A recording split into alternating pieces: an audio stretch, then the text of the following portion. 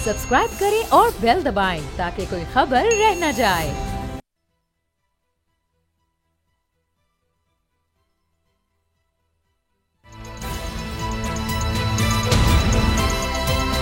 अब पता चला। बिस्मिल्लाहिर्रहमानिर्रहीम, अस्सलाम वालेकुम। मैं हूं मोहम्मद उसामा गाजी और आप देख रहे हैं पता चला। बर्बाद गुलिस्तां करने को बस एक ही उल्लू काफी था, हर शाख पे उल्लू बैठा है, अंजामे गुलिस्तां क्या होगा। ये शेर मौजूदा मुल्क की हालात पर बिल्कुल सादिक आता है, जिससे जिस तरफ हम नज़र दौड़ाएं, जिस तरफ नज़र जाती है, जिससू नज़र जाती है, तबाही और बर्बादी नज़र आती है। और इस तबाही के जिम्मेदार वो हैं जिन्हें दावा राहबरी का है। आज सुप्रीम कोर्ट के रूबरू JUI के सेनेटर कामरान मुर्तजा का इंकशाफ ये था कि मरदमशुमारी के नताइज की मंजूरी में घपला हुआ है। ये सिर्फ एक इंकशाफ नहीं, PDM की सारी जमातों पर बड़ा इल्जाम है, जिनकी हुकूमत ने इन नताइज की मंजूरी दी और अब वो खुद इससे तंग हो रहे हैं। अवाम की बात करें तो महंगाई से तंग है। अब पेट्रोल सस्ता होने की खबरें तो गर्म हैं। निगरान वज़ीर खजाना ने भी कह दिया है कि अवाम पर मजीद बोझ नहीं डालेंगे, मगर हकीकत यह है कि अवाम को रिलीफ देना हुक्मरानों के लिए बड़ा मुश्किल काम है, क्योंकि तजर्बात की वजह से मुल्क की मईशत पहले IMF से मुस्तार वेंटिलेटर पर चल रही है। सियासी अदम इस्तेहकाम की वजह से माशी इस्तेहकाम भी तवील से तवील तर होता जा रहा है। इंतखाबात के इनेकाद से शिफा की कुछ उम्मीदें हैं, मगर अब भी इस पर बेयकीनी के बादल मंडला रहे हैं। सियासी जमातों की लेवल प्लेइंग फील्ड की बाहम तकरार भी जारी है, मगर नून लीग सबसे बेनियाज अपनी इंतखाबी मुहिम को, बल्कि इंतहादी मुहिम जारी रखे हुए है। शोर है कि नून लीग को इलेक्टेबल्स की तलाश है और इसी तलाश में आज नवाज शरीफ ने बलूचिस्तान में लैंडिंग की, ताकि चौथी बार अपनी वजारत उज़्मा को पक्का करने का इंतजाम कर सकें। दूसरी तरफ बिलावल नवाज शरीफ को अपने बलबोते पर सियासत करने का मुफ्त मशवरा दे रहे हैं। बिलावल भुट्टो की तंबी यह है कि पीपल्स पार्टी अब सिलेक्टेड को बर्दाश्त नहीं करेगी। यही नहीं, बिलावल ने नून लीग को पाकिस्तान महंगाई लीग का खिताब भी दे दिया। बिलावल का दावा है कि अब की बार वज़ीर आज़म लाहौर से नहीं होगा, लेकिन नून लीग का इसरार है कि बात हो चुकी है, वज़ीर आज़म हर सूरत रायवंड से ही होगा। ये शिकवा जवाब शिकवा क्या है? पाकिस्तान पीपल्स पार्टी की सीनियर रहनुमा शैला रज़ा साहिबा में हमारे साथ हैं और फिरदौस आशिक अवान साहिबा इस्तेकाम पाकिस्तान पार्टी से ताल्लुक़ है, वो भी हमें ज्वाइन कर रही हैं। शैला साहिबा, ये जो बात आपने सुनी, अता तारड़ साहब जो इस वक्त बड़े मुतहरिक भी हैं, अहम लोगों में हैं, वो ये कह रहे हैं कि बात तय हो चुकी है, रायवंड से होगा वज़ीर आज़म, तो सब चीज़ें तय हैं और हमें तो अब सब नज़र भी आ रहा है। तो पीपल्स पार्टी तो अब लगता है कुछ नहीं कर सकती इस मामले पे। मियाँ साहब जिस तरह बलूचिस्तान गए हैं, बलूचिस्तान आवामी पार्टी हम देख रहे हैं उनके साथ है, तो ये इशारे बड़े वाज़ेह हैं। MQM और ये जमातें हमेशा हुकूमत वालों का साथ देती हैं।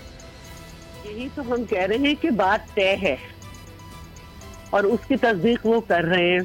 पहले ख्वाजा आसिफ साहब ने की कि मैच फिक्स्ड था, और फिर एम्बेसडर ने आके मोहर लगाई चलने से पहले, फिर पंजाब गवर्नमेंट ने इनके जलसे के लिए जो एहतमाम और इंतजाम और किया वहां से, फिर कोर्ट से।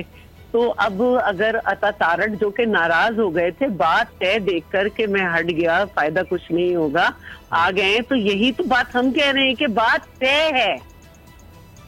बात तय कैसे हो गई, हम तो ये पूछ रहे हैं, किसने आपको बात तय कर दी? बात तो इलेक्शन में था ना कि हम इलेक्शन में जाएंगे, तय करके आप उतरेंगे, ये तो नहीं था। तो ये बात है कि अच्छा। हमने ये कहा था कि फ्री एंड फेयर इलेक्शन होंगे, जिसमें तमाम पार्टीज को बुनियादी उनके इलेक्शन राइट्स होंगे। तम आपको वैसे ही फेस करना होगा जैसे एक आम पाकिस्तानी शहरी को अपने मुकदमात फेस करने होते हैं, चाहे उस पर गलत बने हो चाहे सही बने हो। लेकिन चूंकि आपकी तो बात तय हो गई थी, तो आपको जो है मुजरिम होते हुए बेल मिल गई।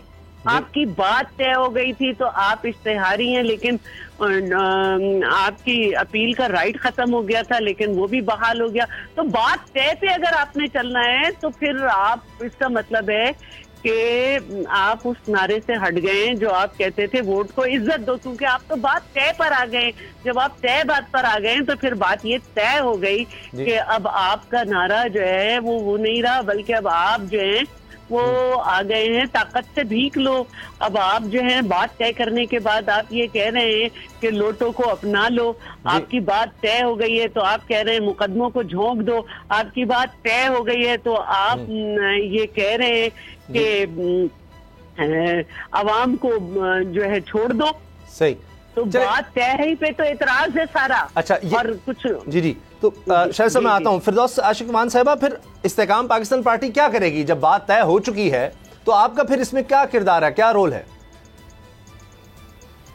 बिस्मिल्लाहिर्रहमानिर्रहीम। देखिए, सबसे पहली बात तो ये है कि पाकिस्तान के अंदर जो एक पार्लिमानी जमहूरी सिस्टम है, उसके अंदर इक़्तिदार में आने और इक़्तिदार से बाहर जाने का एक तरीका का और एक लाएअमल, एक ज़ाब्ता अखलाक और उसके साथ जुड़ी तमाम इलेक्शन कमीशन के एज अ रेगुलेटर इख्तियारात वो तय है आइन में, और पाकिस्तान का कानून उसको तहफ़्फ़ुज़ भी देता है, सपोर्ट भी करता है।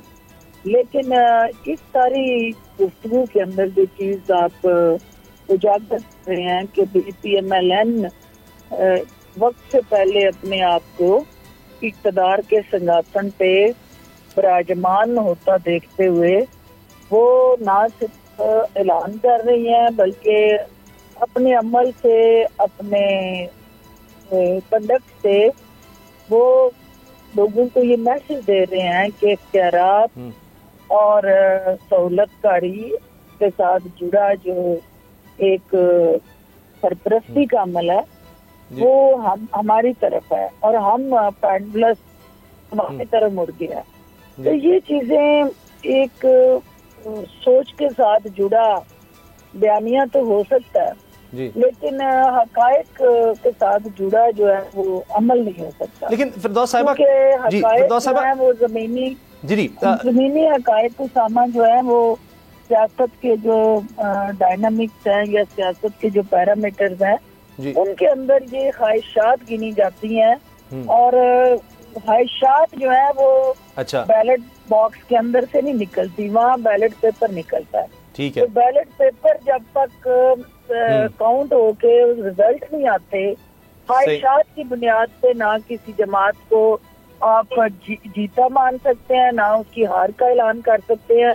इसके लिए 8 फरवरी का दिन मुकर्रर है। बिल्कुल सही। और 8 फरवरी को ही उस पार्लिमानी जमहूरी सिस्टम के अंदर ये फैसला होगा कि अवाम ने बैलेट पेपर पे किसको धक्का लगाया। बिल्कुल सही, बिल्कुल सही। तो अच्छा, यही बात वक्त कहानी है, इसका कोई हकीकत से ताल्लुक कोई नहीं है और ये सिर्फ और सिर्फ अवाम के रुख को अपनी तरफ मोड़ने के लिए एक रखा गया फार्मूला। कि साड़ियां आड़ियां देखो तो साड़ियां जाड़ियां देखो। बिल्कुल ठीक है। लेकिन फिरदौस साहिबा में जो है जी लोगों ने डिसाइड करना है, बिल्कुल सही, हम देखेंगे। जबरदस्त आपका मौक़िफ़ है। लेकिन जाहिर है कि जब MQM जाएगी, बलूचिस्तान अवामी पार्टी, फिर अगर हम मौलाना साहब को भी देखते हैं कि सीट एडजस्टमेंट करते हैं नूनिक से, तो एज तो ये होगा। अब शैला साहिबा, ये जो बातें आपने की हैं कि जी हर चीज़ तय है, यही तो हमें एतराज़ है, तो फिर अगर ये प्रीपोल रिगिंग है तो फिर पाकिस्तान पीपल्स पार्टी क्या इस पर सोच रही है? क्योंकि 2008 में मोहतरमा की शहादत होती है, पीपल्स पार्टी ने बहुत ज़बरदस्त नारा लगाया, पाकिस्तान खपेगा, उन्होंने कहा नहीं, और उस वक्त नून लीग मियां नवाज शरीफ साहब तो बायकॉट करना चाह रहे थे इलेक्शंस का, जरदारी साहब ने मनाया। 2013 आरओज का इलेक्शन आपने कहा, 2018 में आपने सिलेक्टेड का कहा, लेकिन अब भी कह रहे हैं बिलावल साहब जी अब सिलेक्टेड अब नहीं हम कबूल करेंगे, लेकिन नजर तो आ रहा है बस तो चॉइस ही कोई नहीं है। देखिए, मैं आपको ये बताना चाहती हूँ कि 2008 में तो कोशिश ये की गई थी कि हम खत्म ही हो जाएं सफाई से पहले। कोशिश की गई थी शहीद जुल्फकार अली भुट्टो के जरिए कि उनका जुडिशियल मर्डर कर दो, पार्टी खत्म हो जाएगी, आवाम को कोड़े मारो, लोगों को फांसियां दे दो, जेलों में रखो। और पंजाब में तो उसके बाद कभी जीतने ही नहीं दिया। बिल्कुल IJI बनाई गई एक आदमी को जो कि काउंसिलर का इलेक्शन लड़ा था तो तीसरे नंबर पे आया था, उसे वजीर खजाना बना लिया गया, फिर उसे IJI का सरबरा बनाया गया, फिर उसको आगे लाया गया और वो ना सिर्फ हुकूमत गिराने में पीपल्स पार्टी की पेश रहे बल्कि अदालतों के फैसलों पे असरअंदाज होते रहे, चाहे वो जनरल जस्टिस क़य्यूम के जरिए हुए हों या यूसुफ रज़ा गिलानी के मामले पे। जी के बेनज़ीर को और जरदारी साहब को इतनी सजा दो, आउट हुए, मकाफाते अमल में अपने आप भी 3 दफा आउट हुए। लेकिन बात यह है कि हमें तो लेवल प्लेइंग फील्ड मिली ही नहीं कभी। 2013 में हमें तालिबान की तरफ से भी ये था कि आप नहीं लड़ सकते इलेक्शन।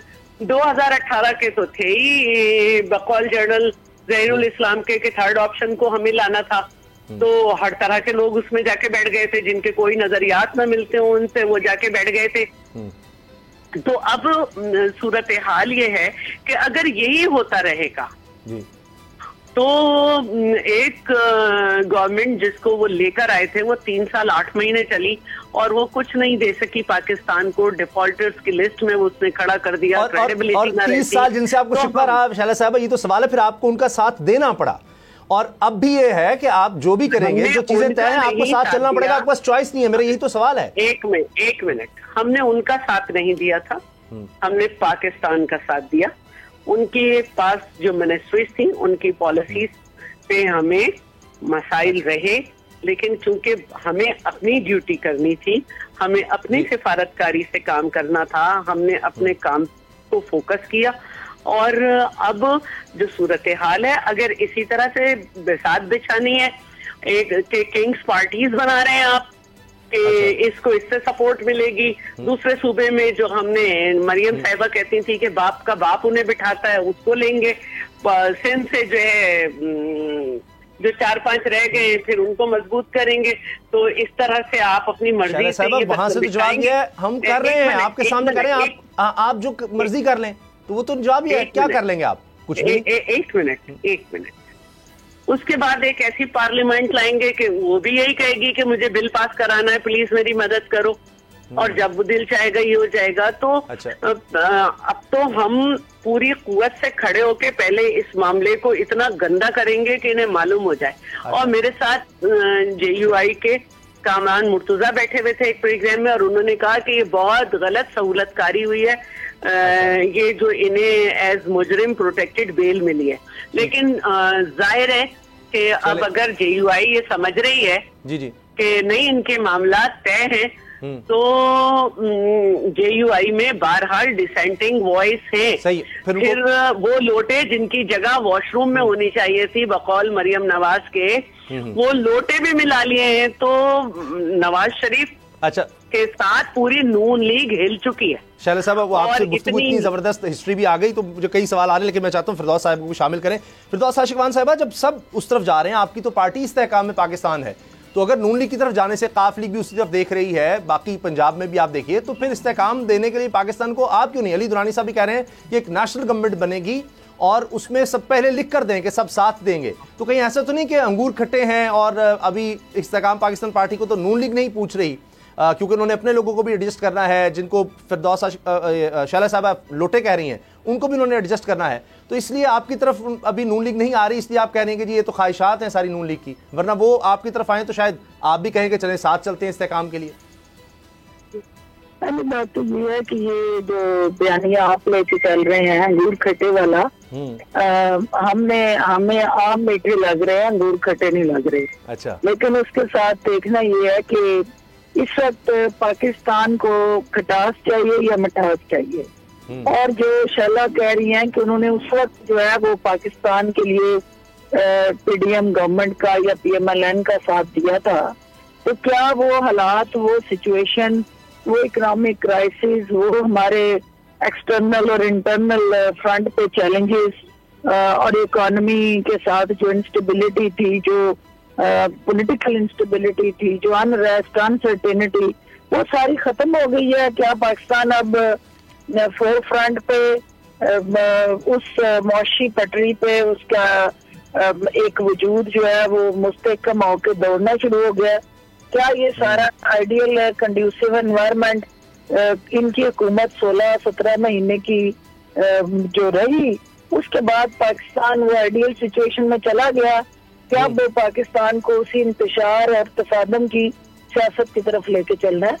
देखिए, इस वक्त कोई भी जमात, वो पीपल्स पार्टी हो या इस्तेकाम पाकिस्तान पार्टी हो, हर जमात ये समझती है कि हमारा जो इस वक्त चैलेंज है वो एक है कि पाकिस्तान को इस वक्त जो है यकजहती की जरूरत है। और पाकिस्तान की सियासत जो है तो जिस तरह से पोलराइजेशन के बाद अवाम को मुतनफर कर चुकी है, अवाम जो है डिसऑर्टेड है, और ओवरऑल हमारा पॉलिटिशियंस का इस हवाले से कसूर भी है कि हमने जब भी एक दूसरे का मौका मिला तो हमने गिरेबान पकड़े और तसादम किया। अब एक मिल बैठ के हमें ये देखना होगा के मिनिस्टर के पास कि हमें किस तरह जो है वो पाकिस्तान के लिए सोचना है। और पाकिस्तान खप्पे का नारा लगाने वाली जो जमात है वो कभी हो ही नहीं सकता कि इस वक्त के हालात में पाकिस्तान को तनहा छोड़ दे। हाँ, अब अगर PMLN का कहीं पे ये तासर देना, किसी जगह अदारों के मिसयूज ऑफ पावर और एब्यूज ऑफ अथॉरिटी को हाईलाइट करके ये कोशिश करना कि हमने कोई मैच विन कर लिया, तो अभी मैच होना है। ठीक है, अभी मैच हुआ कब है जो वो अपनी फतह के जश्न मना रहे हैं। ठीक है, अभी तो मैच, अभी देखना ये है कि मैच जो है वो हम सब सियासतदानों और सियासी जमातों का पाकिस्तान के लिए खेलना है। इस वक्त कोई जाती मफाद के लिए नहीं खेल सकता। अच्छा। कोई जमात भी जो है वो सिंध में हो, बलोचिस्तान में हो, KPK या पंजाब में, सब में पाकिस्तान के लिए मैच खेलना है। और ये सियासी मैच तभी हम जीतेंगे जब पाकिस्तान के अवाम हमारे साथ खेलेंगे। बिल्कुल सही है। इस वक्त अवाम एक तरफ खड़े हैं और सारी सियासी जमातें ग्राउंड के अंदर खेलना चाह रही हैं, लेकिन अवाम नहीं है। अच्छा, तो अवाम को अपने अवाम को साथ लाने खड़ा करना। बिल्कुल ठीक है, मैं आता हूँ फिरदौस साहब जी, शैला साहब कुछ कहना चाह रही है। मैं ये कहना चाहती हूँ फिरदौस साहिबा से कि हम हमेशा ग्राउंड में अवाम के साथ उतरने के कायल हैं। इसीलिए जब हमारी जाने गई हैं तो पाकिस्तान के अंदर गई हैं मेरे कायदीन की। उन्होंने कभी ये नहीं कहा कि हमें हटाया है तो पाकिस्तान पे बॉम्ब मार देते। और हमारी पूरी सियासत ही पाकिस्तान के लिए और रहेगी। इसीलिए हम पाकिस्तान के पॉलिटिकल सिस्टम को मजबूत करने के लिए कह रहे हैं कि तयशुदा गेम पे नहीं जाएं, तयशुदा करके खेलेंगे कि कुछ भी कर लो जीत हमारी होगी, तो फिर ग्राउंड में गंद फैलेगा जैसे PTI ने फैलाया था।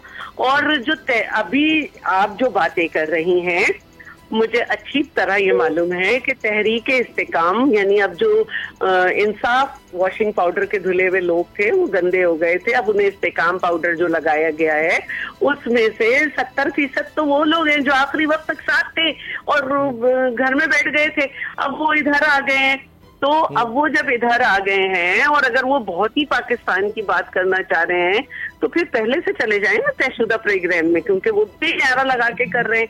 तो बात जो है ना ये अच्छी नहीं लगती कि हम इस तरह की बातें करें। हमें ये नहीं कहना कि फलानी पार्टी पाकिस्तान के लिए नहीं सोच रही, बिल्कुल सोच रही है, लेकिन वो अपने फायदे के लिए अवाम के बजाय अपने आप को फौकियत दे रही है। और जब अपने आप को फौकियत देंगे तो फिर आपको जो लोग दिए जाएंगे वो अपनी अपनी मनवाएंगे। हर बिल के लिए आपको मसला होगा, वो नहीं सोचेंगे। जहां बात 16 महीने की है तो हम बेवकूफ तो नहीं थे कि एक दीवार जो गिर रही थी उसको धक्का हम इस तरह से दें। हमने आईनी तरीका इख्तियार किया।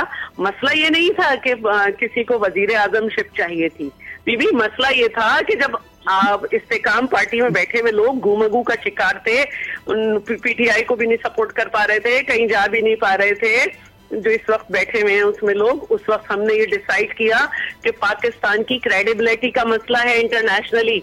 पाकिस्तान को जो लोग श्रीलंका बनाना चाहते थे, हमने उसको देखा, क्योंकि दोस्त ममालिक जो थे वो ये देख रहे थे कि पाकिस्तान IMF पे शराइत पूरी करेगा या नहीं जब हम आगे बढ़ेंगे।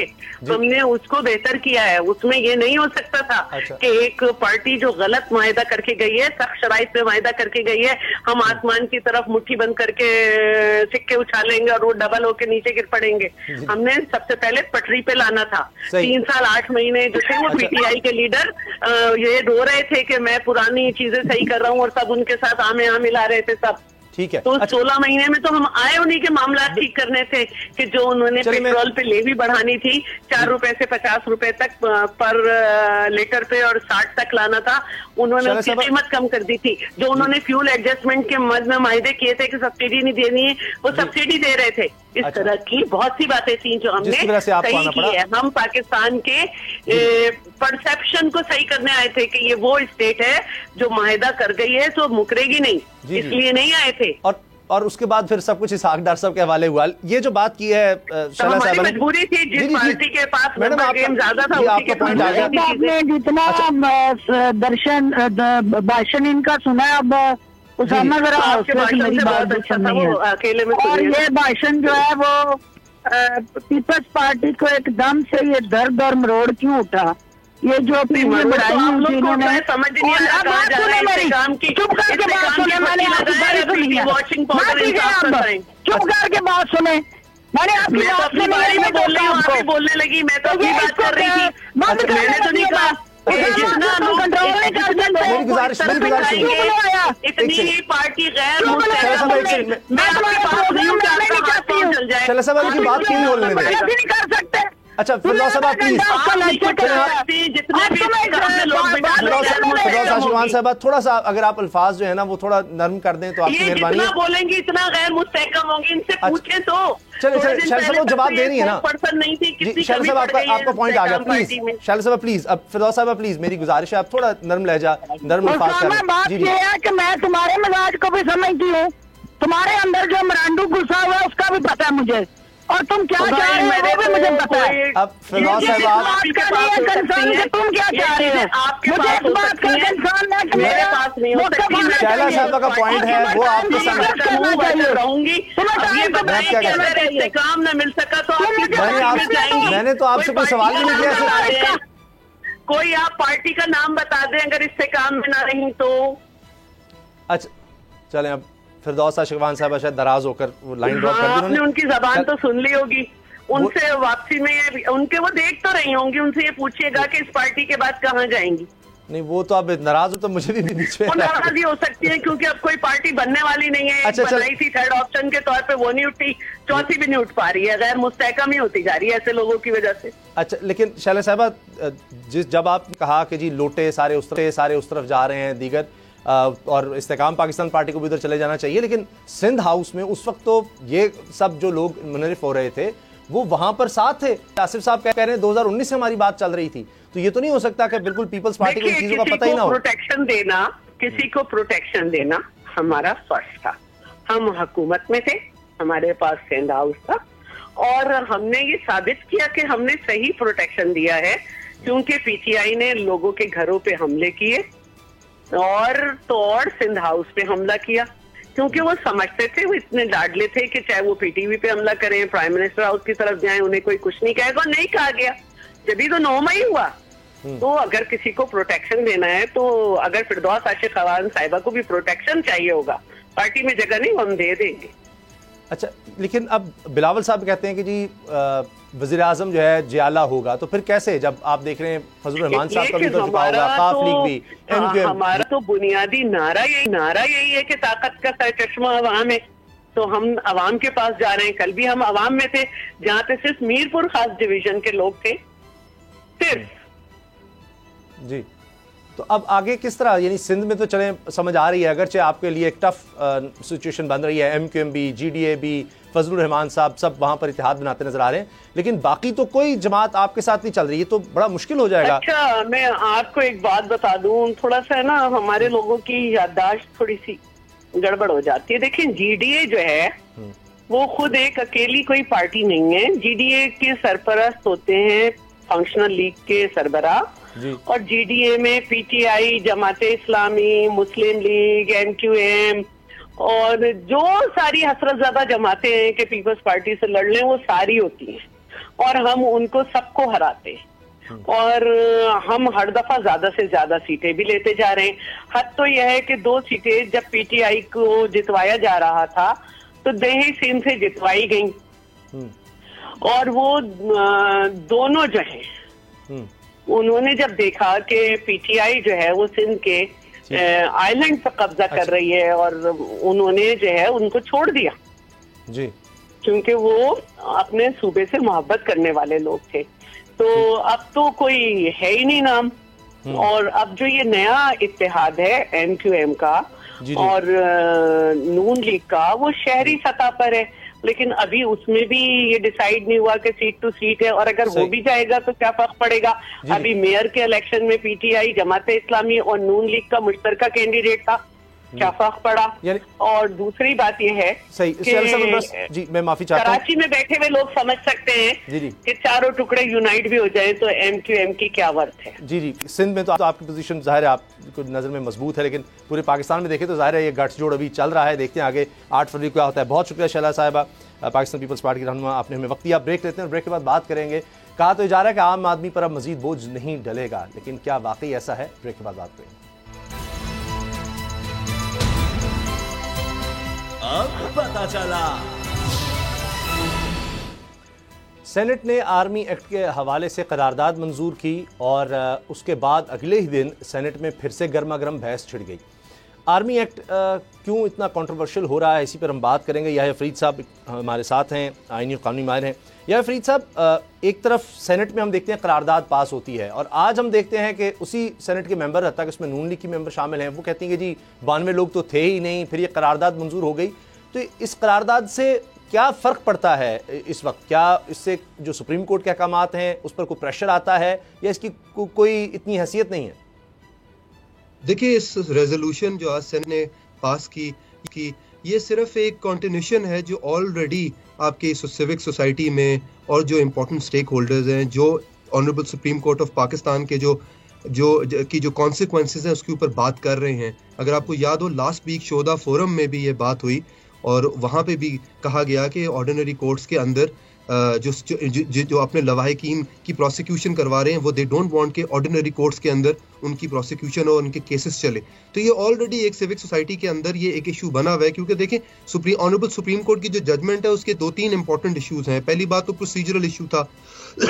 सुप्रीम कोर्ट ऑफ पाकिस्तान ने बहुत ही शॉर्ट हियरिंग्स के अंदर एक इतने इंपॉर्टेंट मौजू का फैसला कर दिया जो बरक्स था सुप्रीम कोर्ट की अपनी जुरिस्प्रूडेंस के साथ, जो पिछले 4 दहाई में हमने देखी। 1975 में ब्रिगेडियर रब्बी अली का केस हुआ, 2007 में Mushtaq Ahmed versus secretary of state का केस है। सुप्रीम कोर्ट ने अपहोल्ड किया सिविलियंस का ट्रायल मिलिट्री कोर्ट के अंदर, और जो सबसे इंपॉर्टेंट जजमेंट थी जिसको यूज किया जाता है वो जस्टिस वकार सेठ की जजमेंट है। उसमें भी कहीं से जज साहब ने ये तो नहीं कहा था कि सिविलियंस का ट्रायल जो है वो अनकॉन्स्टिट्यूशनल है अगर मिलिट्री कोर्ट में हो। उसमें लैक ऑफ एविडेंस या एविडेंस गैदर करने का जो इशू बना था। तो ये जो ऑनरेबल सुप्रीम कोर्ट की जजमेंट है, देखें इसके अनइंटेंडेड कॉन्सिक्वेंसेस है, फार रीचिंग कॉन्सिक्वेंसेस हैं। कानून या एक जजमेंट किसी एक शख्स या किसी एक तबके के लिए नहीं बनाया जाता या किसी एक इंसिडेंट को लेकर नहीं बनाया जाता। ये एक आपने जनरल सोसाइटी के जो पैराडाइम्स होते हैं उसको रेगुलेट करना होता है। ये जो जजमेंट है आप छोड़ दे कुछ टाइम के लिए कि May 9 के जो वायलेटर्स हैं उन पे लगनी है या नहीं लगनी। इंपॉर्टेंट ये कि इसके जो इम्प्लीकेशंस हैं वो तो पूरे के पूरे आपके जो भी आपका स्ट्रक्चर था उसके ऊपर होंगे, बिकॉज वो सिविलियंस जो मिलिट्री में काम करते हैं, हसास अदारों में काम करते हैं, वो प्रिवी टू सीक्रेटिव इंफॉर्मेशन, उनके ऊपर भी अब एक ब्लैंकेट इम्यूनिटी है फ्रॉम मिलिट्री कोर्ट्स। जो एंटी स्टेट एक्टर्स हैं, TTP हो गया, बलोच एंटी स्टेट एक्टर्स हैं, जो जैसे आपने देखा मियाँ वाली की बेस पे अटैक हुआ, उसमें अगर कोई पाकिस्तानी इन्वॉल्व होगा तो आपने तो बेसिकली उनको बिल्कुल ब्लैंकेट इम्यूनिटी दे दी और काम बड़ा आसान कर दिए। क्योंकि क्या होगा ऑर्डिनरी कोर्ट्स में, ऑर्डिनरी कोर्ट्स के अंदर उनके खिलाफ FIR कटेगी, फिर 4 दिन में बेल हो जाएगी, फिर वो मुल्क से फरार हो जाएंगे, उसके बाद आप इंटरपोल को चिट्ठियां ही लिखते रहेंगे। देखिए, आज इंपॉर्टेंट बात यह है कि आपको इस बात को मान लेना चाहिए कि जब आपके ऑर्डिनरी कोर्ट्स चैलेंज्ड हैं, जब इनएडिक्वेट है, जब प्रोसिक्यूशन वहां पे हीनियस क्राइम्स की नहीं हो सकती, तो आपने स्पेशलाइज कोर्ट्स बनाने होते हैं। स्पेशलाइज कोर्ट्स की थियोरेटिकल जुरिस्प्रूडेंस भी यही है कि आपके ऑर्डिनरी कोर्ट्स में प्रोसिक्यूशन जब नहीं पॉसिबल तो आपने स्पेशलाइज कोर्ट्स बना दिए। अच्छा। इसी तरीके से आपने दहशतगर्दी की अदालतें बनाई, बैंकिंग की अदालतें बनाई, करप्शन की अदालतें बनाई। या तो आप कह दें कि ये सारे स्पेशल कोर्ट्स जो हैं ये सभी अनकॉन्स्टिट्यूशनल है और सिर्फ ऑर्डिनरी कोर्ट्स के अंदर ही होगा जो भी होगा, क्योंकि PPC में सारे क्राइम्स ऑलरेडी लिस्टेड है। लेकिन दूसरी तरफ आप खुद भी ये मानते हैं कि हाँ, हमारे अदालती सिस्टम के ऊपर तो किसी का ट्रस्ट नहीं है। खास तौर पे वो शहूदा की फैमिलीज वो कह रही है कि हमें तो इस अदालतों में ट्रस्ट नहीं है, हमें मिलिट्री कोर्ट्स के अंदर ही प्रोसिक्यूशन करे ताकि ट्रायल एक्सपीडिशियस हो, ट्रायल का कंक्लूजन आए, एक पनिशमेंट हो जो डिटेरेंस साबित करे, एक सोसाइटी में डिटेरेंस क्रिएट करे। और दूसरा ये कि ये पॉसिबल नहीं है कि आप अपने स्टेट के सीक्रेट्स को पब्लिक हेयरिंग्स के अंदर या आम अदालतों के अंदर चलाएं, क्योंकि ये तो आपने अपने जितने भी आपके स्टेट के सीक्रेट्स हैं या प्रोसीजर्स हैं उसका आपने तमाशा लगा दिया, उसका बाजार लगा दिया। तो supreme court, honourable supreme court of Pakistan की जो जजमेंट है, ये मेरे ख्याल में इसको ऑनरेबल सुप्रीम कोर्ट को रिविजिट करना चाहिए और इसकी प्रॉपर हेयरिंग्स होनी चाहिए, जैसे प्रैक्टिस एंड प्रोसीजर एक्ट में हेयरिंग्स हुई थी। हुकूमत पाकिस्तान, मिनिस्ट्री ऑफ डिफेंस और जितने भी अदारे हैं, स्पेशली नेशनल सिक्योरिटी का जो क्राइसिस है उसको मद्देनजर रखते हुए और इसकी कॉन्सिक्वेंसेस, आपने सिर्फ मई 9 के लोगों को नहीं देखना, इमरान खान को नहीं देखना, पीटीआई को नहीं देखना, आपने इसके प्रिंसिपल को देखना है कि ये जो प्रिंसिपल है जिसमें सिविलियंस का ट्रायल होता है, अगर वो मिलिट्री एम्बिट में फॉल करते हैं तो इस प्रिंसिपल को देखकर आपने एक जजमेंट देनी है। अगर तो आपको लगता है कि आर्टिकल 10 है जो फेयर ट्रायल की बात करता है, अगर तो वो उसके ये इन कन्फॉर्मिटी नहीं है मिलिट्री ट्रायल, तो आप मिलिट्री ट्रायल के प्रोसेस को बेहतर बना दें। आप रिकमेंडेशंस दे दें, ऑब्जर्वेशंस दे दें, डायरेक्टिव्स दे दें मिलिट्री को भी, फेडरल गवर्नमेंट को भी, कि जो भी मिलिट्री में ट्रायल होता है उसको ऑर्डिनरी कोर्ट्स के ट्रायल के इक्विवेलेंट बनाया जाए, ताकि आर्टिकल 10A जो है वो गारंटी हो जाए। तो आई थिंक इट वाज इतना, इसको एक शॉर्ट ऑर्डर के थ्रू और शॉर्ट हेयरिंग्स के थ्रू इतने बड़े मौजू को आपने बंद कर दिया, देखे बगैर कि इसके कॉन्सिक्वेंसेस क्या होने वाले। दिस शुड बी अपील्ड और फेडरल गवर्नमेंट को अपील करनी चाहिए। या सब अपील में तो जा रही है गवर्नमेंट, और वजारत दिफा ने, वजारत कानून ने अपने वकला भी कर लिए हैं। सुप्रीम कोर्ट का एक फैसला आ गया और ऑलमोस्ट यूनानिमस फैसला है। अब अपील में भी अगर इस तरह से फैसला आ जाता है तो फिर क्या हो सकता है? देखिए, अपील में अगर यही honourable supreme court of Pakistan का फैसला आ जाता है तो गवर्नमेंट को या जितने भी अदारे हैं उनको उस जजमेंट को मानना पड़ेगा, बिकॉज वो सुप्रीम कोर्ट का एक जुडिशल ऑर्डर है और अपील का ऑर्डर है। लेकिन मुझे नहीं लगता, क्योंकि आप देखें प्रैक्टिस एंड प्रोसीजर एक्ट की जब हेयरिंग्स हुई तो उसमें आपको एक बहुत पॉजिटिव डेवलपमेंट नजर आई थी कि किस तरीके से honourable chief justice of Pakistan ने पार्लियामेंट की सुप्रीमेसी की बात की, ट्राइकोटमी ऑफ पावर की बात की, और इस बात पर एम्फसाइज किया कि लॉ मेकिंग जो है वो उस पार्लियामेंट का काम है और पार्लियामेंट ने बहुत से एंगल्स को देखकर लॉ को बनाना होता है। और उन्होंने उस जजमेंट के थ्रू इस बात को एम्फसाइज करके आपकी ट्राइकोटमी ऑफ पावर के इम्बैलेंस को ठीक किया।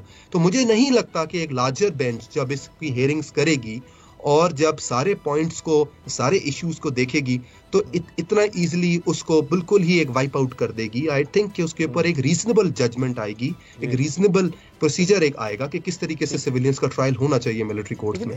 इसमें एतजाज अहसन साहब जिस तरह गए हैं, अब वो भी एक बड़े आईनी और कानूनी माहिर हैं, तो आप क्या समझते हैं वकला की एक बॉडी तो है या एक बड़ी तादाद जो है वो तो ये समझती है कि हमें जो ऑर्डिनरी कोर्ट्स हैं उनको बेहतर बनाने की ज़रूरत है या उसमें बेहतरी लाने की ज़रूरत है, उसको हम बेहतर कर सकें? इस बात पे कोई दो राय नहीं होनी चाहिए कि आपके ऑर्डिनरी कोर्ट्स अगर तो तगड़े हो, अगर ऑर्डिनरी कोर्ट्स में प्रोसिक्यूशन हो सकती हो, अगर तो आपके प्रोसिक्यूटर्स जो हैं वो और उनकी कैपेसिटी है और आपके जजेस सिक्योर्ड फील करें, तो प्रोसिक्यूशंस ऑर्डिनरी कोर्ट्स में होनी चाहिए। इस बात की दो राय नहीं है। लेकिन जब वो चीज़ नहीं हो सकती फिर आप स्पेशलाइज कोर्ट्स बना लेते हैं, आप स्पेशलाइज प्रोसिक्यूशन करते हैं, आप स्पेशलाइज तरीकों से चीज़ों को लेकर चलते हैं। लेकिन क्या आप वेट करेंगे कि आपके ऑर्डिनरी कोर्ट्स ठीक होंगे तो फिर हम प्रोसिक्यूशन शुरू करें? बिकॉज ये तो एक विशियस साइकिल है जिसमें पाकिस्तान फंस गया है। हम हर 3 साल कहते हैं अपने अदालतों को ठीक करेंगे, लेकिन जब तक हम ट्रायल जो है स्पेशलाइज कोर्ट्स में करा लेते हैं, उसके बाद फिर आर्मी पब्लिक स्कूल जैसा वाकया होता है and then we are back to square zero. तो आप व्हाई नॉट कि आप इस रियलिटी को एक्सेप्ट कर लें कि नेशनल सिक्योरिटी आपका एक कंसर्न है, आपके अदारे और मिलिट्री आपका कोई इररिलेवेंट अदारा नहीं है। मिलिट्री आपका एक स्ट्रॉन्ग पिलर है आपके स्टेट का। आप अगर उनको एक नेशनल सिक्योरिटी का डिलेमा मिलता है, अगर उनके इंस्टॉलेशंस और उनकी जगहों पे अटैक होता है and they want an expeditious trial, they wants to create deterrence, या वो चाहते हैं कि पनिशमेंट एग्जाम्पलरी हो या वो चाहते हैं कि प्रोसीडिंग्स को सीक्रेटिव रखा जाए, तो आपको उस नेशनल सिक्योरिटी पैराडाइम को इग्नोर नहीं कर देना चाहिए। बिकॉज उससे होगा क्या, वो जजमेंट इम्प्लीमेंटेबल नहीं होगी, बाद में एक क्राइसिस डेवलप होना शुरू हो जाएगा और आप एंटी स्टेट एक्टर्स को तो दरवाजा दिखा रहे हैं कि आए हमारे मुल्क के अंदर ऑफेंसेस करें, आप हमारे फौज के हर इंस्टीट्यूशन पे अटैक करें, उसके बाद कोई मसला ही नहीं है, आपको सिर्फ एक अच्छा सा वकील करना है, बेल होगी और आप मुल्क से बाहर चले जाइएगा। या फरीद साहब बहुत बहुत शुक्रिया, आपने वक्त दिया, हमें ज्वाइन किया है। खाका ने मशहूर माहिर माशियात हैं। खान नजीब साहब, इस वक्त मईशत के हवाले से जो बात की जा रही है कि वजारत ख़जाना की तरफ से कहा जा रहा है कि जी आवाम पर, आम आदमी पर मज़ीद बोझ नहीं पड़ेगा, लेकिन हम सुनते हैं कि बिजली की कीमतें बढ़ गई, अभी गैस की कीमतें और बढ़ी हैं, पेट्रोल में कुछ रिलीफ का हम सुन रहे हैं। टैक्स के बारे में जो IMF की तरफ से बात आई कि जी हमारा 9,415 अरब का सालाना टैक्स का हदफ वही बरकरार रखा जाएगा। अब साथ ही ये भी बात आ जाती है कि हमें तो शायद इससे ज़्यादा की ज़रूरत है, सिर्फ अपना डेट और जो इस वक्त इंटरेस्ट है वो लौटाने के लिए। तो हम कहाँ से सर ये सारा टैक्स फिर इकट्ठा करेंगे बाकी का? तो अगर आप ओवरऑल अहदाफ को देखेंगे तो आपको ये दिखाई देगा कि पाकिस्तान को जो इस वक्त IMF के साथ नेगोशिएशन हो रही हैं, उसमें सबसे इम्पोर्टेंट चीज़ है एक्सटर्नल फाइनेंसिंग। पाकिस्तान को $1 अरब की ज़रूरत थी जब अर्लियर गुफ्तगू हुई थी जुलाई में। उसके बाद अब मुझे ये लगता है कि कुछ करंट अकाउंट का खसारा कम आएगा, बिकॉज अभी भी हमने इंपोर्ट्स पे एक कदगन सी लगा के रखी हुई है जिसको ग्रेजुअली रिमूव किया गया। कुछ डिविडेंड्स की पेमेंट्स भी हुई, कुछ रॉयल्टीज की पेमेंट्स भी हुई, but having said everything, the current account I think अब IMF $4-4.5 अरब पे फिक्स करेगा, और अगर ऐसा हुआ तो आपको वहां पे थोड़ा सा कंफर्ट मिल जाएगा। बट आपकी कुछ फाइनेंसिंग शॉर्ट है, और आई थिंक जो इस वक्त मेजर निगोशिएशन है, मेजर गुफ्तगू है, वो इसी पे है कि इसको कैसे पूरा किया जाए। और IMF का काम है कि वो कंट्रीज की जो ग्रॉस फाइनेंसिंग नीड्स है उसमें उसको मदद करे, और वो इंटरैक्ट भी कर रहा है हमारे लेंडर्स के साथ। ऑन द टैक्स साइड इसलिए कंफर्ट है आपको उसामा कि आपने 1977 का जो टारगेट था FBR का 30 सितंबर का, चूंकि आपने वो पूरा कर लिया था, तो आप ये उनको कह सकते थे कि we are very much in the ball park, और मेरा ख्याल है एक्सीड किया था बाय 2044 शायद नंबर आया था। So we are very much in the ball park कि हम बढ़ रहे हैं 9415 की तरफ। बट हमेशा कंटिजेंसी प्लानिंग करनी चाहिए। हो सकता है जब 30 दिसंबर आए तो ये रिजल्ट इस तरह का ना हो। प्लस 2-3 चीज़ें, एक तो ये है कि कुछ बिजली की जो सर्कुलर डेट है, आई थिंक वो बढ़ा हुआ आ रहा है compare to the last time. उसको अलहदा देखने की ज़रूरत है। पर एक्सपेंडिचर हमारा 7,303 अरब का है जो हमने रखा हुआ है on the markup and debt payments. 22% जब शरह सूद हुई तो उसामा आप समझ सकते हैं कि ये 8,500 अरब के लगभग चला जाएगा। नाउ डिपेंडिंग ऑन किस वक्त क्या कर्जे लिए गए हैं। IMF ये अभी हमें बता देगा कैलकुलेट करके हमारी अथॉरिटीज के साथ बैठकर कि वो क्या है। सो उसके लिए मुझे PSDP में भी 950 अरब खर्च होते नहीं दिखाई देते। मेरे ख्याल है सब्सिडीज भी कुछ कम होगी। कुछ टैरिफ की एडजस्टमेंट जो 1 जुलाई को होनी थी एनुअल रीबेसिंग में इलेक्ट्रिसिटी की, वो ऐसा लगता है कि पूरी तरह से की नहीं गई और कुछ रह गई है। वो अब क्वार्टरली एडजस्टमेंट्स में जाएगी। This is something that was new to me also. I thought कि जो नेपरा का टैरिफ आया है, जो सब्सिडी का अमाउंट फिक्स हुआ है, बाकी सारा कुछ पास थ्रू हो गया है। So that something that has just been pointed out by IMF and it has come to our knowledge. Let's see कि वो क्या अमाउंट है exactly, and then we can talk more about it. Gas का price through हो गया है। आखिरी बात, पेट्रोल में 48 रुपए और 26 रुपए कमी हुई है। इंटरनेशनल मार्केट आज भी इस तरह ट्रेड कर रही है कि वो समझती है कि ये जो कॉन्फ्लिक्ट है ये फैलेगा नहीं, इसलिए जो तेल की कीमत है वो कंफर्टेबल जोन में है। और हमारी जो पहले $95 अ बैरल पे चली गई थी ब्रेंट की कीमत, जब इस वक्त हम उसको देखते हैं तो वो चूंकि नीचे आ गई है, तो तेल पे हमें थोड़ा सा जो कंफर्टेबल पोजीशन है वो बरकरार। और सर डॉलर फिर से ऊपर जाना शुरू हो गया है। आप कह रहे हैं अभी हम इंपोर्ट्स पे भी थोड़े से हमने कंट्रोल किया हुआ है, तो ये तो मुश्किल नहीं हो जाएगा कि अगर वहाँ पर हम इंपोर्ट्स को दोबारा थोड़ा सा सहूलत देते हैं, IMF भी चाहता है किसी न किसी वक्त पे किया जाए, तो फिर ये डॉलर ऊपर जाएगा, फिर महंगाई आएगी। हमने शरह सूद भी बढ़ाकर देख लिया, महंगाई उस लेवल पे कंट्रोल नहीं हो रही। उसामा, मैंने कई मुल्कों में काम किया और कई मुल्कों में रहा भी हूँ, बट पाकिस्तानीज को जितना अपनी डॉलर और हमारे रुपए से इंटरेस्ट है ना, बहुत कम मुल्कों में ऐसा होता होगा कि यूरो वाले ये सोच रहे होंगे डॉलर से पैरिटी कैसी चल रही। So it's very interesting. देखिए, एक बात तो तय कर लें कि अगर आप रुपए को स्ट्रांग देखना चाहते हैं ना, तो आपको अपनी पैदावारी सलाहियत को बेहतर करना पड़ेगा। रुपया कुछ भी नहीं है, ये रुपया आपका पैदावारी सलाहियत आपकी लॉन्ग टर्म में बताता है कि आप दुनिया को कुछ बेच सकते हैं कि नहीं बेच सकते। आप इंपोर्ट करने की बजाय खुद अपनी पैदावारी सलाहियत से अपनी वीट पूरी कर सकते हैं, एडिबल ऑयल पूरा कर सकते हैं। ये तो एक मजमूई बात हो गई। In the short run market based exchange rate mechanism में रुपया स्ट्रांग होता है जब सप्लाई बढ़ती है। जब क्रैकडाउन हुआ, जब अफगान ट्रांजिट ट्रेड को रोका गया, जब स्मगलिंग रोकी गई, जब डी डॉलराइजेशन हुई, जब डॉलर की मार्केट जो एक थर्ड मार्केट थी उसको ख़त्म किया गया, एकदम रुपए में मुस्तहकम होने की जो आपको चीज नजर आई, उसकी वजह ये थी कि वो जो डॉलर्स थे वो इंटर बैंक में फ्लो किए, ओपन मार्केट से भी उधर आए, और एक्सपोर्टर्स ने अपनी जो रिसीट्स है उनको इनकैश किया कि कहीं हमें और नीचे ना चला जाए डॉलर। तो इसकी वजह थी। अब आप ये देखिए कि जुलाई के बाद अगस्त, सितंबर, अक्टूबर आपके फ्लोज जो हैं कम रहे हैं। कम कैसे रहे उसामा? 8.7 बिलियन डॉलर्स के रिजर्व्स थे जुलाई में जब फंड का प्रोग्राम हुआ था, आज 7.5 अरब डॉलर के हैं। आपके कैपिटल मार्केट्स की रसाई नहीं है। आपके 5 अरब डॉलर के कमर्शियल फ्लोज में से कोई खातिर खार रकम नहीं आई। प्रोग्राम फ्लोज रुके हुए हैं, प्रोजेक्ट फ्लोज रुके हुए हैं। उसामा, आपको याद होगा कि 9-10 अरब डॉलर के प्लेजेस जेनीवा में हुए थे। मेरा नहीं ख्याल कि 1.5-2 अरब डॉलर से ज्यादा की असल रकूम जो है वो फ्लो ही की है। तो अगर मैं ये सारी बातें आपके सामने रखूं तो आप तो खुद कहेंगे कि अगर डॉलर नहीं आ रहे इस तरह से तो फिर हमारी रुपए पे प्रेशर आएगा। और हमने कुछ इंपोर्ट्स पुरानी क्लियर भी की हैं। So we must give credit to ourselves. जो रॉयल्टीज रुकी हुई थी एयरलाइंस की, जो डिविडेंड्स रुके हुए थे, मुझे यहाँ तक फिगर कोट हुआ है कि 80 से 90% डिविडेंड्स जो है उनको हमने क्लियर कर दिया है। Don't quote me on that because I am not sure, but मुझे मार्केट की ये फीडबैक। अच्छा सर, तो ये है ओवरऑल। जी ठीक, आपने बड़ा अच्छा डॉलर का कहा, क्योंकि हमारी फ्लक्चुएशन इतनी होती है, शायद हम उससे जुड़े रहते हैं। इसहाक डार साहब जैसे वज़ीर ख़जाना होते हैं जिनका सारा फोकस यही होता है कि जी हमने डॉलर को ऐसे कंट्रोल करना है, तो इसलिए हमारी साइकी में भी वो बात आ गई हुई है। और आपकी बात दुरुस्त है कि हम जब कमाएंगे नहीं तो हम हर वक्त इसी को सोचते रहेंगे। सर, अब 6.5 बिलियन का कहा जा रहा है कि हमें एक्सटर्नल फाइनेंसिंग की ज़रूरत है।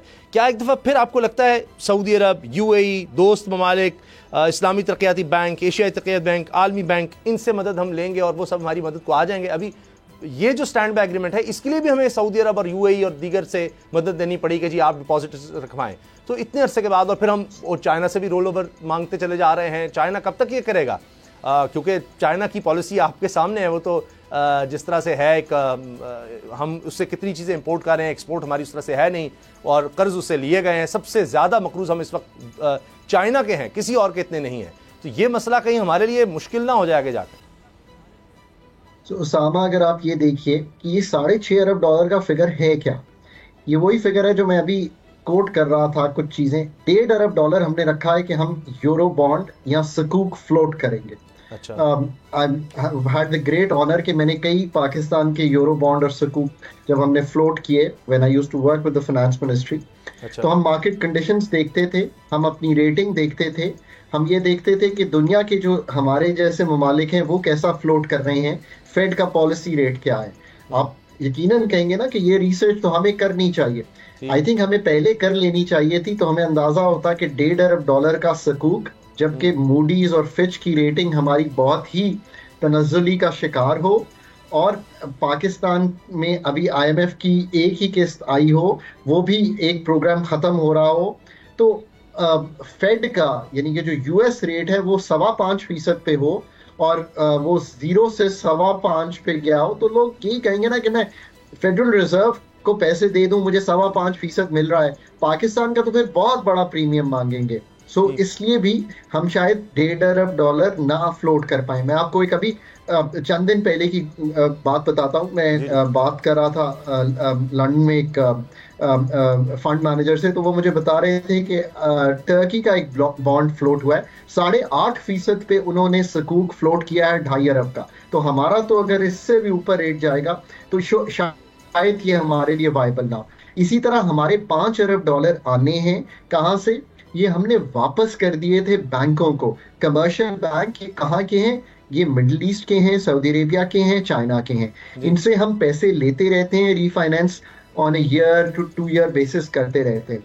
जब पिछले साल फंड का प्रोग्राम डिस्टर्ब होना शुरू हुआ और हम नहीं रहे, उन्होंने हमसे पैसे वापस लिए और रीफाइनेंसिंग किया। उम्मीद ये थी कि फंड का प्रोग्राम आने के बाद ये पैसे आ जाएंगे।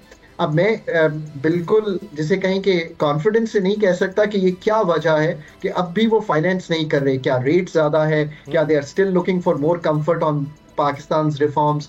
बट ये बात अब यहाँ इस तरह होगी कि फंड खुद इंटरैक्ट कर रहा है सफ़ीरों से, और जो आप कह कह रहे हैं वो गारंटीज ले रहा है कि अगर चाइना का रोल ओवर है तो क्या गारंटीड है कि हो जाएंगे, क्या चाइना के कमर्शियल हो जाएंगे, वो ICBC इन सब से बात कर रहा है। इसके लिए we have to wait it out till tomorrow. हुकूमत भी कर रही होगी जरूर जी कि उनका एक प्लान है, पर जब हुकूमत प्लान रखती है तो फंड उसको फिर वेट करता है, और पाकिस्तान की ये बात नहीं है, दुनिया भर के लिए फंड उसको वेट करता है, रीचेक करता है। एक और भी बात याद रखिए कि ये बड़ी आपको मैं मजे की बात बताऊं, आपको कोई नहीं बताएगा, जो उनके एग्जीक्यूटिव डायरेक्टर होते हैं ना वो डिफरेंट मुल्कों से होते हैं, तो वो उनके एग्जीक्यूटिव डायरेक्टर जर्मनी का जो है, अगर हमने मिसाल दे रहा हूं, या चाइना का जो है, वो उनसे भी पूछ लेते हैं कि जी इसकी कॉन्फर्मेशन ले लें।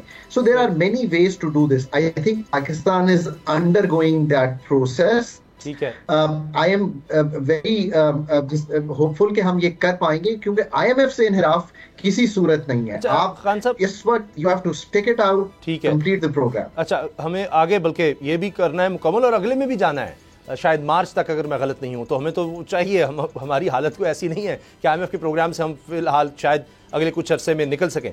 सर, गैस और बिजली की कीमतें क्या अब इतनी बढ़ गई हैं कि मजीद हमें बढ़ाने की ज़रूरत नहीं पड़ेगी, या अभी और ये हो सकता है? जिस तरह पेट्रोल का आप कह रहे हैं उसमें चलें शायद अल्लाह करे कुछ रिलीफ मिल जाए, लेकिन बिजली और गैस की कीमतें हमने हाल ही में बढ़ाई हैं, इसके बाद अब मजीद बोझ तो नहीं आने वाला? ब्रेंट इस वक्त भी $83 पे ट्रेड कर रहा है, ये $95 पे था, so you have some comfort there. और बिजली पे quarterly tariff adjustment I think एक आएगी दिसंबर में, और जो जुलाई 1 का पास थ्रू रह गया है, जो कि एक नई चीज सामने आई है, वो भी उसमें ऐड हो जाएगा। वो क्या होती है ये वी हैव टू सी के नेप्रा वो क्या डिटरमिन करती है और हुकूमत क्या उसको लागू करती है। अच्छा, एक इसमें आई थिंक जो लार्जेस्ट पास थ्रू था वो हो गया है। अच्छा। ये याद रखिए, मैं थोड़ा सा अपनी कौम को ये जरूर कहता हूँ कि 3-4 साल गैस की कीमत हमने तब्दील नहीं की, ये हमने अच्छा काम नहीं किया। इसलिए अच्छा काम नहीं किया कि ये गैस जो है ना, ये अपर मिडिल क्लास और अपर क्लास को पाकिस्तान में उन सोसाइटीज में जा रही है जो कि अफोर्ड कर सकते हैं, और ये गैस उन लोगों को नहीं जा रही जो महंगा से महंगा LPG खरीदते हैं, जो रियली डिजर्व करते हैं। दूसरी बात यह है कि ये गैस घर में इनएफिशिएंटली 20% एफिशिएंसी पे अगर यूज हो रही हो, और आप ये सोचिए कि यही गैस पावर बनाने में 60-65% पे यूज हो रही हो। मैं आपको ये कहूँ, अगर असल रिफॉर्म करना होगा ना जिस दिन, अगर अल्लाह जिंदगी में हमें मौका दे, तो मैं पाकिस्तान के इस तबके को गैस की फराहमी बंद कर दूंगा। They will all move to electricity, और ये गैस हम efficiently यूज करेंगे। आपका गीजर, आपका चूल्हा मोस्ट इनएफिशिएंट है पाकिस्तान में। ये एक और डिलेमा है, पर उन्होंने गैस की कीमत तब्दील करके सिग्नल किया है कम अज कम कि हम कोई किफायत शुआरी करें, वो माचिस जला के छोड़ ना दें कि कोई बात नहीं थोड़ी देर में बाद चूल्हा जला लेंगे। So you have to think about these things and that's how it is. और जो गरीब आदमी है वो तो अब भी LPG महंगी लेता है, लकड़ियां महंगी जलाता है। Sir, last question, tax net की बड़ी बात होती है, यहीं से हम टैक्स कलेक्ट कर रहे हैं और डायरेक्ट टैक्सेस की तरफ अभी तक उस तरह मामला नहीं गया। आज भी यही खबर आती है कि जी हम उस तरफ देख रहे हैं, लोगों को शामिल किया जाएगा जो टैक्स नेट से बाहर हैं। ये हम पिछले दहाइयों से सुन रहे हैं, लेकिन हम नहीं देख सके कि जो सर्विस सेक्टर में हैं बहुत से ऐसे लोग हैं जो टैक्स ही नहीं दे रहे, और प्रोफेशनल्स हैं, और वैसे उनकी फीस आप देखें तो हज़ार रुपए या दिन में लाखों रुपया कमाते हैं, लेकिन वो टैक्स नेट में ही नहीं है। FPR का टैक्स टू GDP रेशियो 9 और 10% है पिछले 10 सालों से एवरेज एक हम गुफ्तगू कर रहे हैं। इस साल भी 10-10 हो जाएगा। और हम हमेशा कहते हैं कि हमने बहुत से कमीशन बनाए, बहुत सी कमीशन की रिपोर्ट्स आई, आजकल एक और कमीशन काम कर रहा है। जब तक आप FPR में एडमिनिस्ट्रेटिव रिफॉर्म्स इस तरह के नहीं करेंगे, बड़े सादा एडमिनिस्ट्रेटिव रिफॉर्म्स, एक तो हम कभी शायद पाकिस्तान में कॉम्प्लेक्स मसाइल तो होंगे, बट हल इतने कॉम्प्लेक्स देते हैं कि सब परेशान हो जाते हैं कि अब एक वर्ल्ड बैंक का प्रोग्राम आएगा, अब हम एक्सपर्ट लाएंगे। देखिए ना, आप एक FPR का चेयरमैन, आप जरा 6-7 चेयरमैन देखिए, उनका टेन्योर क्या आ रहा है। मैं बहुत ही सादा गुफ्तगू कर रहा हूँ। आप मुझे साल के लिए लगाएंगे, मैं भी नहीं डिलीवर कर पाऊंगा। आपको 5 साल एक टेन्योर पोस्टिंग पे या 3 साल वहां पे चेयरपर्सन लाना है, उसके साथ तय करना है कि एडमिन पॉलिसी और स्ट्रक्चरल रिफॉर्म्स क्या होंगे। और जब तक ये नहीं होगा हम सिर्फ ये वजूहात ही देखते रहेंगे। खाकान नजीब साहब, बहुत बहुत शुक्रिया सर, आपने वक्त दिया। चूंकि हेडलाइंस का वक्त हो रहा है, कुछ ही देर में आप हेडलाइंस देख सकेंगे। इजाजत दीजिए, अल्लाह हाफिज।